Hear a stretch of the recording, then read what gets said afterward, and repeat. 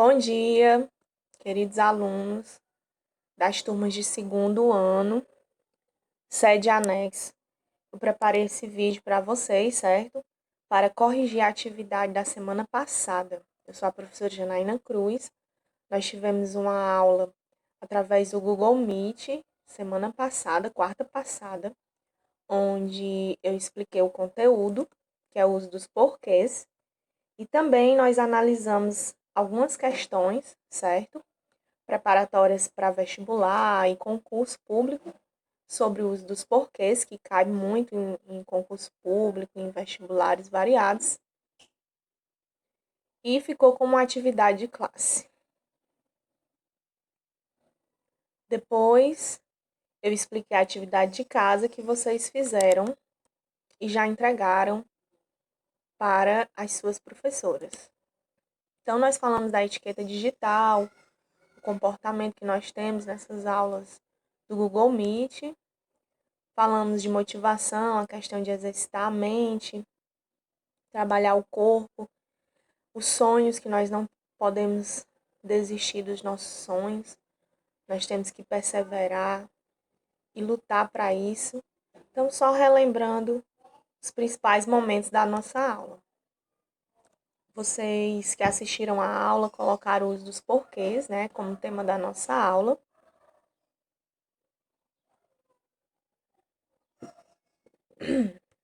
Desculpe. E fomos exercitar a nossa mente. Então, nós vimos aí o uso dos porquês, né? O porquê separado sem acento, que é o pergunta. Por que você estuda tanto? Porquê junto e sem acento, porque resposta, porque eu quero passar. Porquê separado e com acento, fim de frase. Você não estuda por quê? É sempre ali pertinho da pontuação.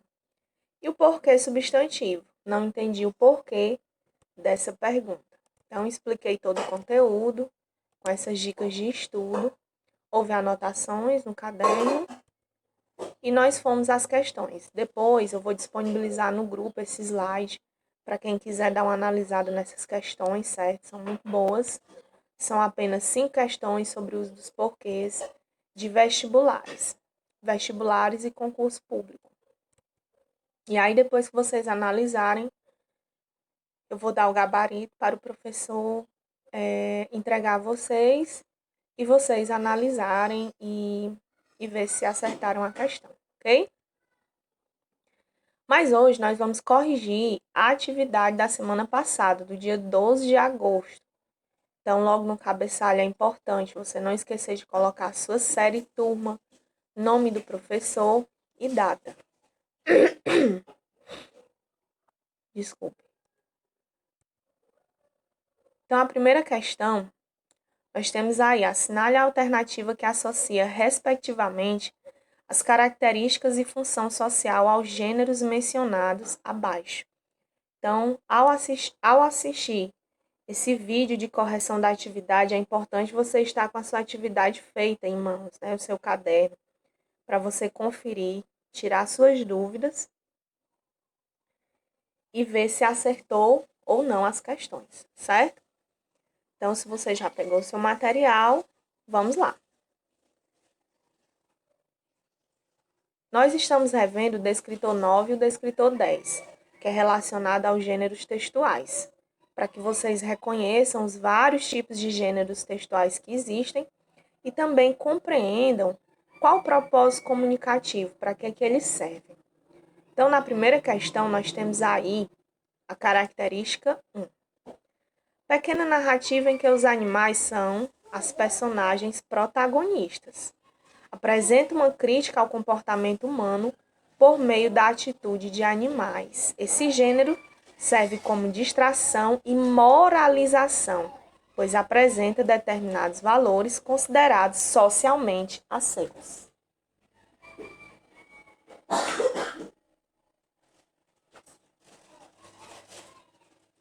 Então, logo na característica 1, vocês podem observar quando fala de animais, quando fala dessa questão da moralização, a gente lembra logo de um gênero textual muito conhecido que é a fábula. E sem sombra de dúvidas, você deve aprender as características da fábula, onde os animais, eles têm características humanas, eles falam e se comportam como seres humanos. E sempre a fábula ela vai ter uma questão de reflexão, de moralização, para fazer realmente o leitor refletir. Então, o ponto 1, você já sabe que é fábula. Então, fica mais fácil porque você vai lá no item que inicia com o gênero textual fábula. Eu coloquei aqui um exemplo de uma fábula para vocês, certo? Uma fábula muito conhecida, uma fábula de Esopo, é considerada um dos clássicos da literatura, muito importante nós conhecermos as fábulas de Esopo. E eu gosto muito dessas histórias, porque realmente elas nos fazem refletir. O sapo e o escorpião. Era uma vez um sapo e um escorpião que estavam parados à margem de um rio. Você me carrega nas costas para eu poder atravessar o rio? Perguntou o escorpião ao sapo. De jeito nenhum. Você é a mais traiçoeira das criaturas. Se eu te ajudar, você me mata, em vez de me agradecer. Mas se eu te picar com o meu veneno, respondeu o escorpião com uma voz terna e doce. Morro também. Me dê uma carona. Prometo ser bom, meu amigo sapo. O sapo concordou. Durante a travessia do rio, porém, o sapo sentiu a picada mortal do escorpião. Por que você fez isso, escorpião? Agora nós dois morreremos afogados, disse o sapo. E o escorpião simplesmente respondeu: porque esta é a minha natureza, meu amigo sapo, e eu não posso mudá-la. Forte, né, gente? Essa fábula de Esopo, né, do sapo e escorpião, vem trazer essa questão da moralização, de que o escorpião ele precisava do sapo para passar o rio, né, a outra margem. E o sapo já desconfiou logo: não, você é muito perigoso, um animal venenoso, você vai me picar e eu vou morrer. E aí o escorpião veio cheio de lábia: meu amigo, se eu fizer isso eu morro afogado. Então, para você ver, lá na metade do caminho, o escorpião pica o sapo. E o sapo questiona, né? Por que você fez isso? Agora você também se condenou. Você vai morrer afogado, né? Por conta disso, dessa sua atitude. E aí o escorpião, ele fala que isso é da natureza dele. É próprio dele ser mal, de fazer o mal. Isso é muito interessante. Que nós temos que ter muita cautela, né? Com as pessoas que nós convivemos, com a sociedade que nós vivemos. Infelizmente, a confiança é uma das competências mais difíceis, né? Por conta dessas traições, né? Como o escorpião traiu o sapo, mesmo prejudicando a ele mesmo. Então, que a gente possa ser pessoas confiáveis, né? E que a gente seja pessoas do bem. A característica 2 fala o seguinte.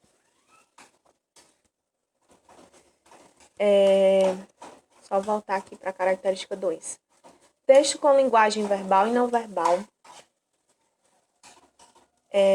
Da ordem do descrever e do prescrever, com uso de elementos voltados para determinado público-alvo, cujo objetivo é despertar sentidos ou desejos, apresenta predomínio da sugestão sobre a... Só um instantinho que tá cortando aqui.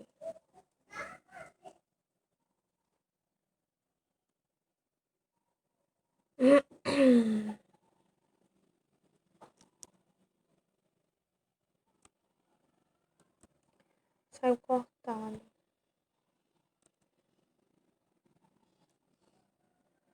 Só um instante, problemas técnicos. Já vamos resolver.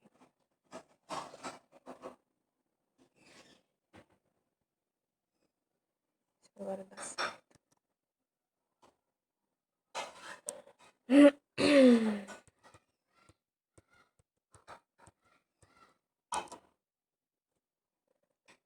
Passar aqui de lado. Só para a gente ler aquela característica que é importante. Pronto. Voltados para determinado público-alvo cujo objetivo, vou ler de novo, ponto 2, para a gente não perder o fio da meada.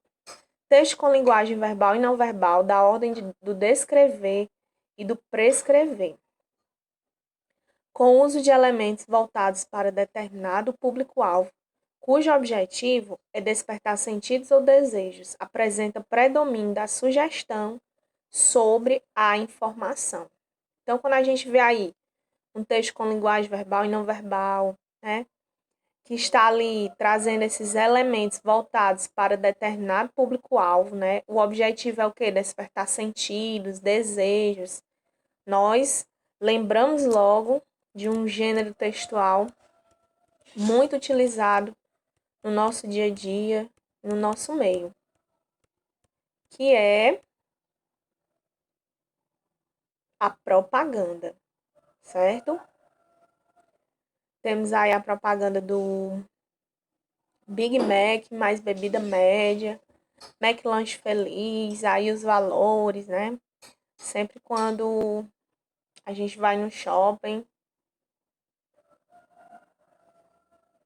é uma parada obrigatória no McDonald's, né? Para quem gosta de sanduíche. E nós temos o outro ponto, né? Que ele colocou até na questão, que é o ponto 3, né? Que fala aí, texto com as mesmas características básicas da narração, sem, contudo, apresentar um conflito. Tem a função social de representar experiências vividas, situadas no tempo. Então, ó, texto com as mesmas características da narração, ou seja, está contando uma história. Mas não tem um conflito, né? Ele tem a função social, ou seja, ele serve para quê? Para representar experiências vividas, situadas no tempo. É a autobiografia, certo? É do grego, né? Autos mais vida, mais escrita, ou seja, você vai escrever sobre a sua vida, sobre a sua própria vida. Então, é um gênero literário em que uma pessoa narra a história da sua vida e trata-se de uma biografia escrita ou narrada pela pessoa biografada, ou seja, eu vou contar a minha própria história. E aí nós temos os itens A, B, C, D ou E. Como eu disse para vocês, vocês iam logo procurar o item da fábula, você ia ficar entre B e D, mas aquele gênero, né, as características do segundo texto, do segundo ponto, não é conto, e sim um anúncio publicitário. Eu trouxe até o anúncio do McDonald's, né, do sanduíche, e o relato autobiográfico.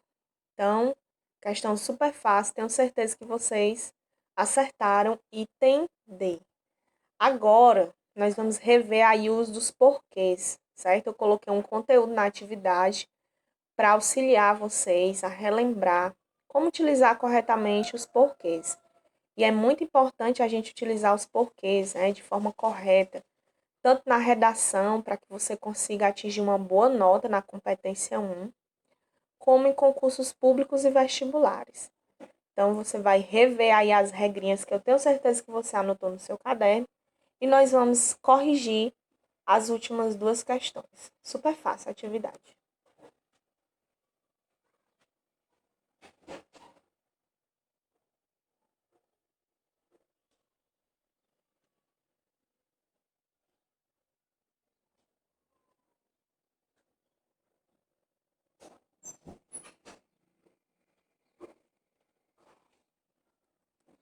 Então, após você rever essas regras, né, dos porquês, nós temos aí o porquê separado sem acento, que é o porquê pergunta, porquê junto sem acento, porquê resposta, porquê separado e com acento final de frase, você pode trocar ele por motivo, e o porquê, né, que é o porquê substantivo. Emprego dos porquês. Porquê separado sem acento, normalmente usado no início de frases interrogativas, pode ser substituído por pelo qual, pela qual, pelos quais, pelas quais, por quê ou por qual motivo. Exemplo: por que você não fez a lição? Aí eu posso substituir: por qual motivo você não fez a lição? Certo? Não sei por que você não fez a ligação. Aí nós temos aí o porquê separado e com acento, no final de frase, lá pertinho da pontuação também.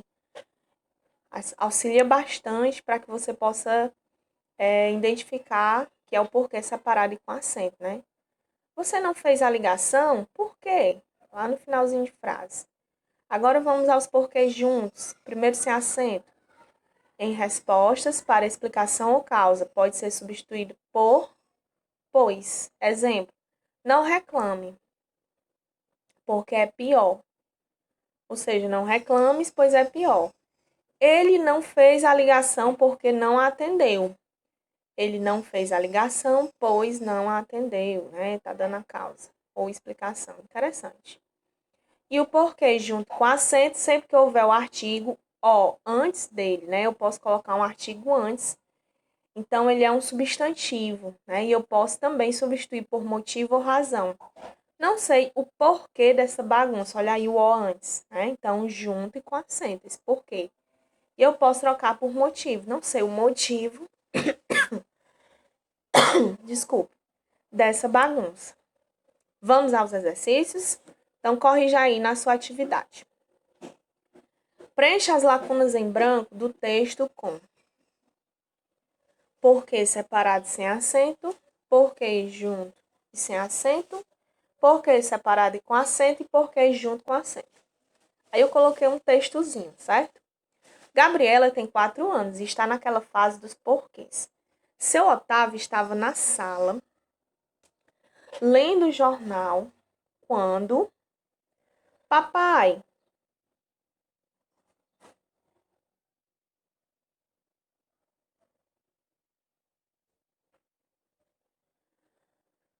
papai, por que você lê jornal? Então, aí você vai colocar um porquê separado e sem acento, né? De pergunta. E eu vou poder também substituir ele por que razão ou por qual motivo, né? Papai, por que razão você lê jornal? Então, porquê separado e sem acento. Aí o pai responde, ó, logo de cara, eu já sei que é o porquê resposta, né? Porque junto e sem acento. Porque preciso saber das notícias, respondeu o pai. E eu também posso, né, trocar esse porquê aí por pois preciso saber das notícias. Então, no segundo tracinho do texto, eu vou colocar o porquê junto e sem acento, tá certo? Gabi continuou. Saber das notícias por quê? Olha aí a pontuaçãozinha, né? Então, eu vou utilizar, nesse final de frase, próxima à pontuação, porquê separado e com acento, ok? Super fácil. Próximo ponto, tracinho para você preencher, próxima lacuna.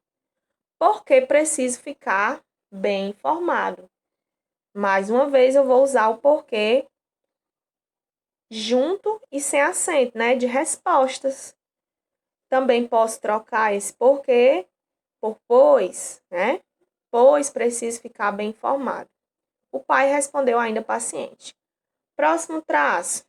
Por que você quer ficar bem informado?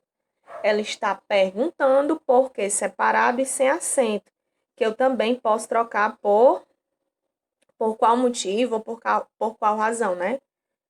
Por qual razão você quer ficar bem informado, certo? Então, eu vou utilizar o porquê separado e sem acento. Já cansado, o pai retrucou. Ah, filha, seus porquês estão me deixando enrolado, né? Ou seja, os motivos, né? Os seus porquês. Então, eu vou usar aí o porquê junto e com acento, ok? Terceira e última. Tá saindo cortado, vou ter que colocar assim para dá para ver. Vamos lá. Complete as frases com porquê junto sem acento, porquê junto com acento, porquê separado sem acento, porquê separado sem acento. Letra A. Você não saiu por quê? Olha aí, próximo da pontuação, final de frase, porquê separado e com acento. Letra B. Porque ela perdeu, fiquei triste. Aí, gente, ele tá dando uma resposta. Então, você vai usar o porquê junto e sem acento, né? Você pode trocar também por pois, ó. Pois ela perdeu, fiquei triste. Letra C. A estrada por que andei não tinha fim. Então, você vai utilizar aí o porquê separado e sem acento, né? Que você vai substituir pela qual, né? Ó, a estrada pela qual andei não tinha fim. Então, porquê separado e sem acento. Não entendi o porquê de tanta reclamação. Olha aí o artigo ó, substantivo. Então, o substantivo eu vou usar o porquê junto e com acento. Também posso trocar por motivo, ó. Não entendi o motivo de tanta reclamação. Então, letra D também vai ser porquê junto com acento. E para finalizar, letra E, não sei por que fui mal na prova. O O, ele está implícito, ó, não sei o porquê, né, de ter ido mal na prova, se eu fosse apresentar o artigo. Então, também vou usar o porquê junto e com acento, certo? Também poderia trocar por motivo ou razão, né? Não sei o motivo, né, pelo qual fui mal na prova. Não sei a causa de ter ido mal na prova, certo? Então, um forte abraço. Essa foi a correção da atividade da semana passada. Eu espero que vocês tenham acertado tudo e muito obrigada.